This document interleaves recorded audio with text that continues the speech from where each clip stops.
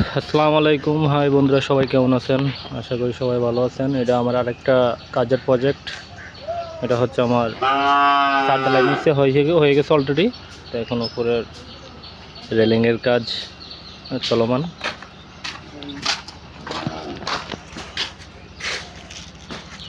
তো সবাই ইনশাল্লাহ দোয়া করবেন।